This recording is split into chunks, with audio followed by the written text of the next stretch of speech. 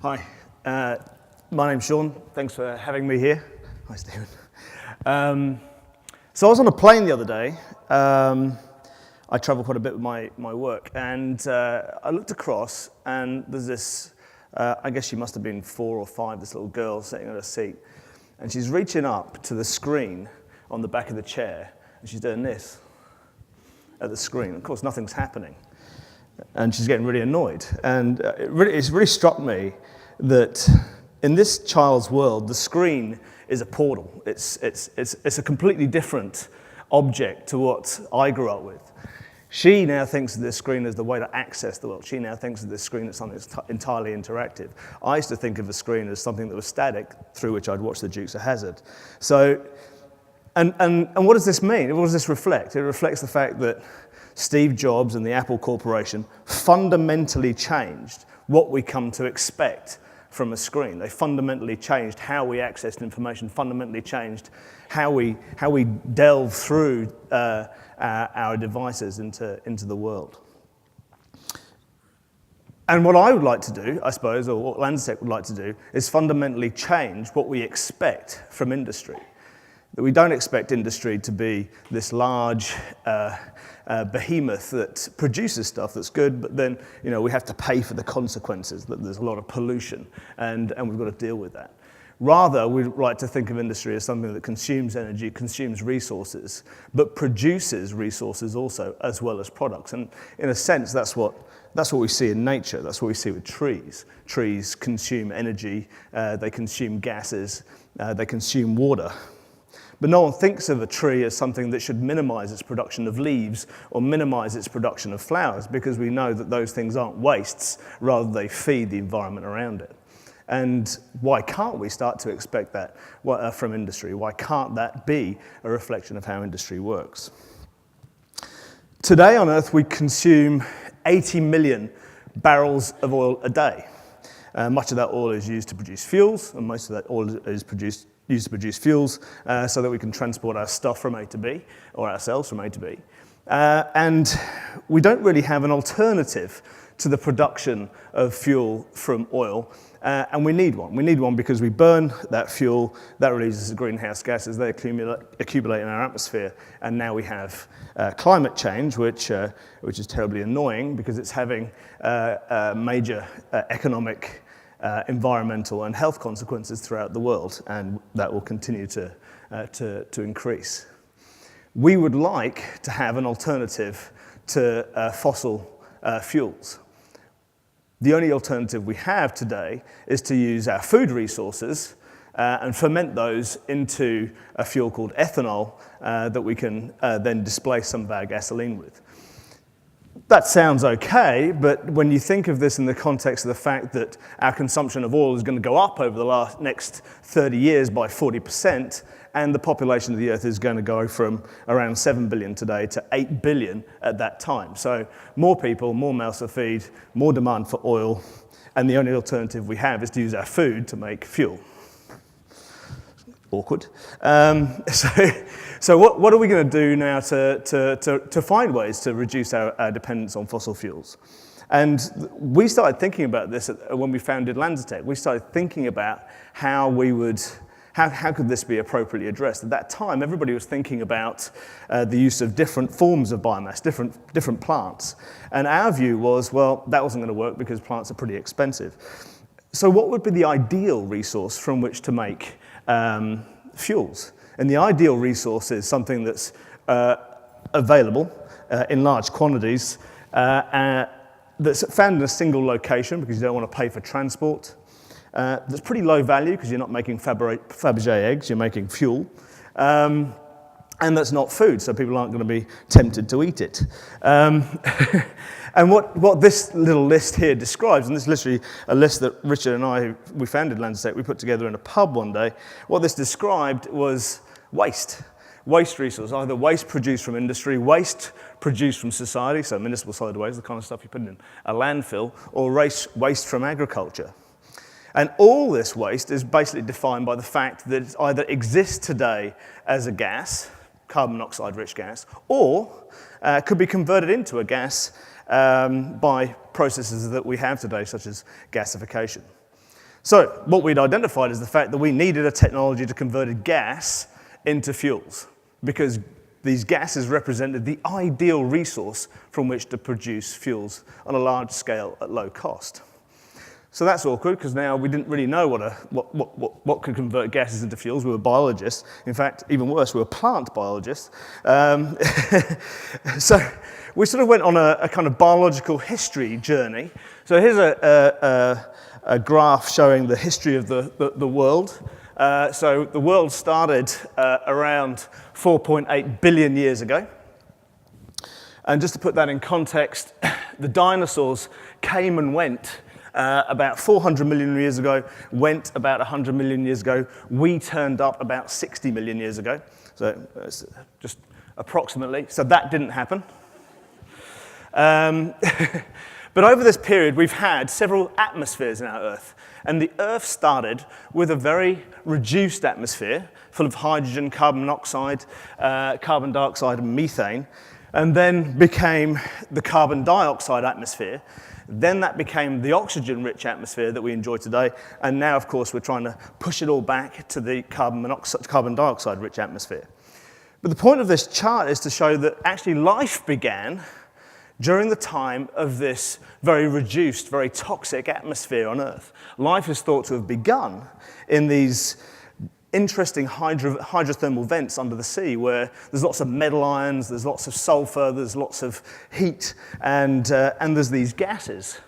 And in this complex chemical soup, eventually, over millions and millions of years, organisms that could reproduce were formed, and those organisms used as their energy source gases, carbon monoxide and hydrogen-rich gases. And it's this biochemistry that was first utilized by these primitive organisms that we now apply today in order to allow us to produce fuels from the array of resources that I pointed out. The other good news is that we're focused on producing fuels from industrial waste gases, and this was a picture taken in Beijing 3 days ago. You can see that these are quite similar environments. So a lot of the toxic and unpleasant aspects of a steel mill waste gas can be found under the sea. So today we've developed a technology that allows us to convert gases from industry and various other resources into fuels and chemicals. I'll talk a little bit about the chemicals later. And it's a technology that, of course, can be applied globally to resources throughout the world.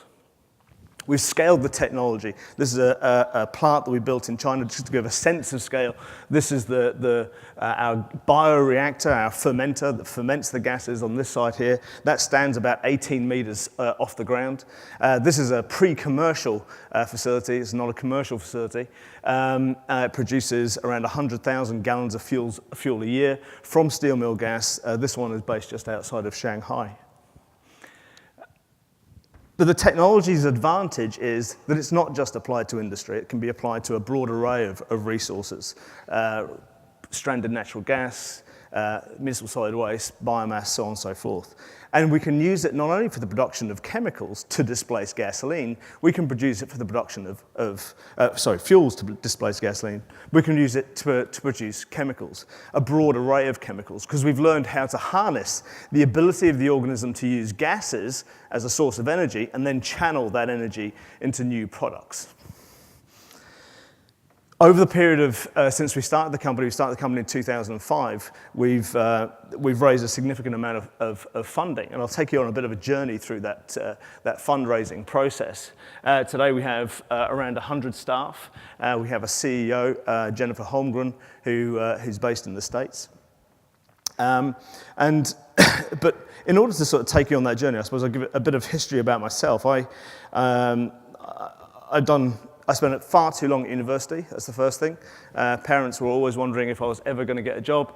I worked for a bit at a drug company in Switzerland, and then I came to New Zealand to work at a privately held forestry and biotech and pharmaceutical company, which was a very interesting experience.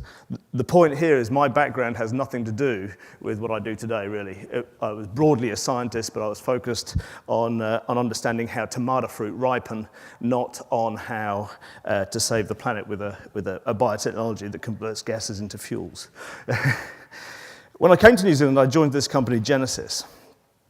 So the first thing to make clear is that I wasn't the only person at Genesis. I joined the company after the thing started, and I left before the very end. That graph has got nothing to do with me entirely. But it was a great place to learn what to do. Genesis was a fantastic place to learn what to do, because it taught me a lot about how to structure a company. It taught me a lot about the language of business. It taught me a lot about the need for a very positive culture in your workplace. It taught me a lot about what you really needed to have in a business, and actually what you really didn't need to have in a business. Before joining Genesis, I had no ambition to start my own company. After working in Genesis, I realized that was something that was entirely possible. Richard and I left Genesis, and when we stepped out of the company, we really didn't know what we were going to do. We were both sort of looking at the world, wondering if we were going to apply for jobs on our own, or I was going to emigrate, or we had no idea. But we did have an idea that the biofuel space was something that was growing, and that this was an industry that was under an enormous, that was changing enormously. We started LanzaTech based on the idea of using new feedstocks. And our first idea, this is the patent, was a pretty rubbish one. Our first idea, it was using gases, but it was using a process that frankly will never work. But we sort of got it to work slightly in the lab. And we turned up to this gentleman here, Stephen Tyndall, with a test tube worth of data, literally a test tube worth of data. And said, Stephen, we think we can make this thing to work. We're going to turn gases into fuels. And to prove it, we've got this 5 milliliter test tube of data showing that we've turned a gas into fuel. Stephen invested in us. You can ask him why, but he invested in us, and without that investment, we wouldn't be the company we are today. We got our start through the fact that people like Stephen take risks, very big risks, on small companies with big ideas. This was our launch pad. We had a few boxes of gear, a bottle, and a fermenter. This was the launch pad from which we were going to design a new way of producing fuels and chemicals, a world-dominating technology that was going to take on the oil refineries.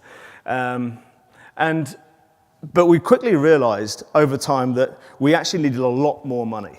If we were going to see this ambition through, if we were going to make this dream come true, we were going to need a vast amount of cash, because you can't build a brand new processing technology that takes gases into fuels with just a small amount of cash sourced locally. What we needed was access to very large buckets of money. So how do I find this guy, Vinod Khosla, more money than God?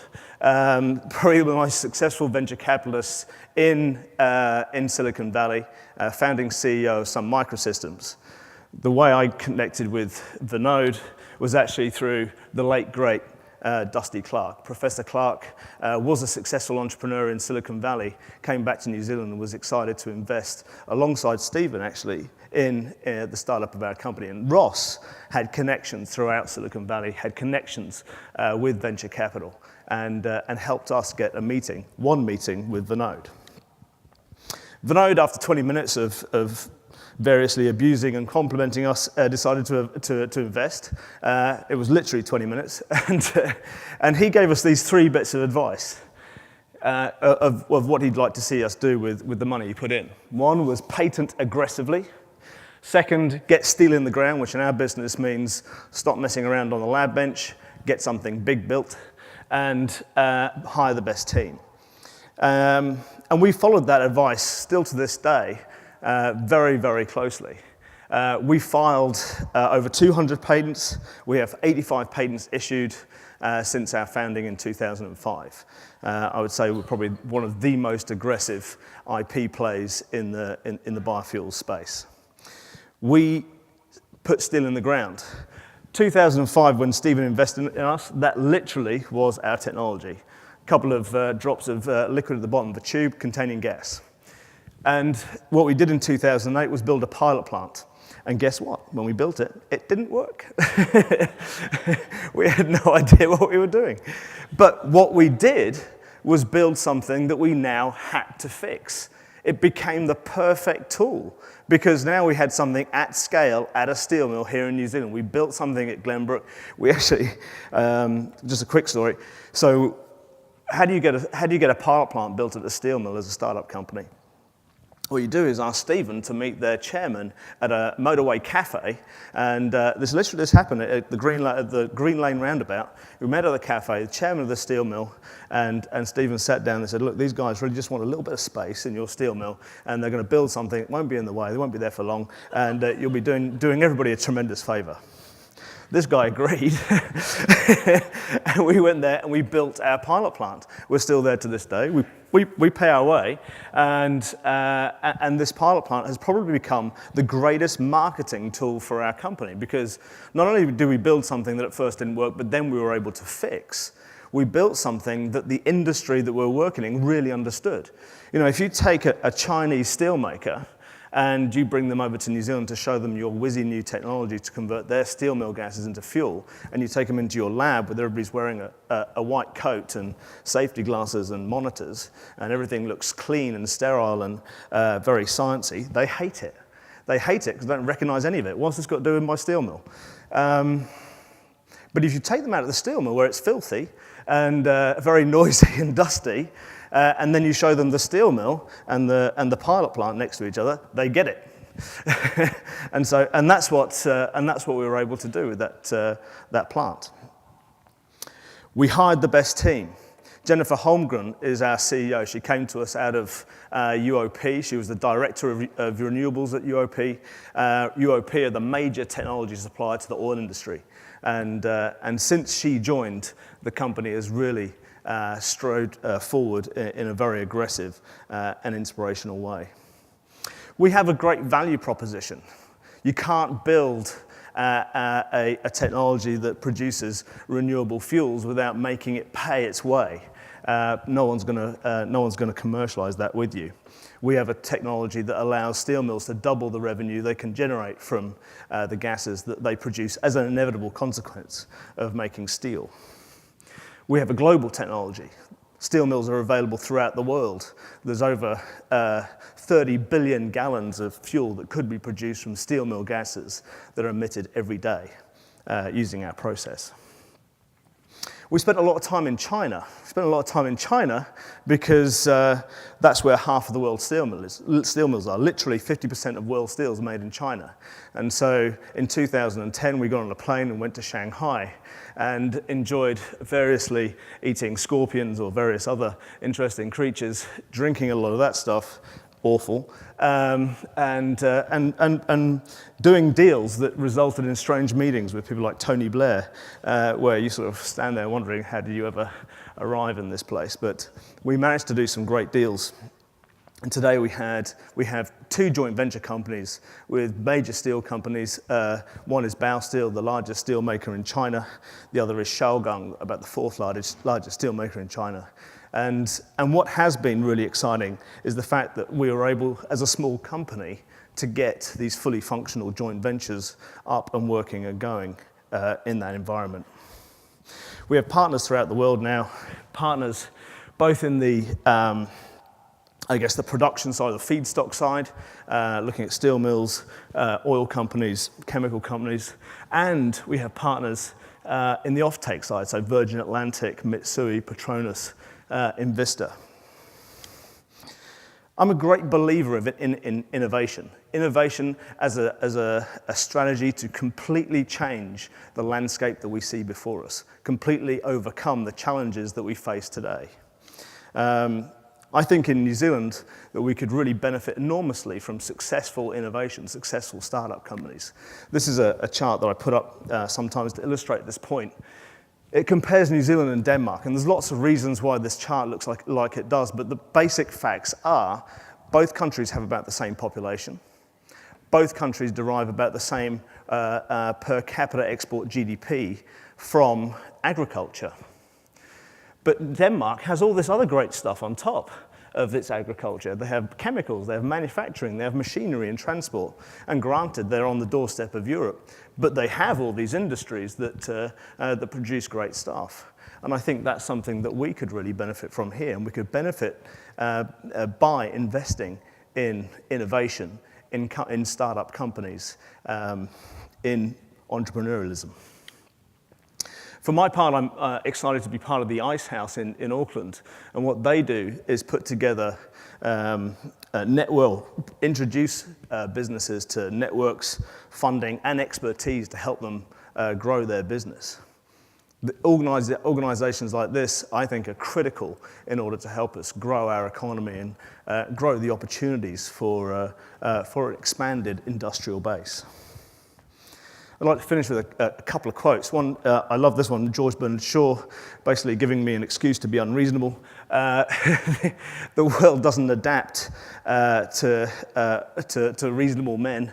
The unreasonable man changes the world. You've got to be unreasonable to think that we should look at information in a different way. You've got to be unreasonable to change the paradigm. And I think that's an interesting idea. I love this one also. The best way to predict the future is to invent it.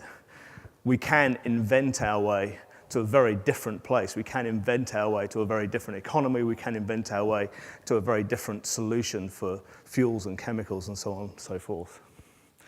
At LanzaTech, what we're trying to do is effectively install a different paradigm for industry, to give industry an option to be a source not only of products, but also of resources to effectively fuel an industrial ecosystem by effectively developing a technology that allows industrial growth, energy security, and energy efficiency, while leaving our food resources alone for people.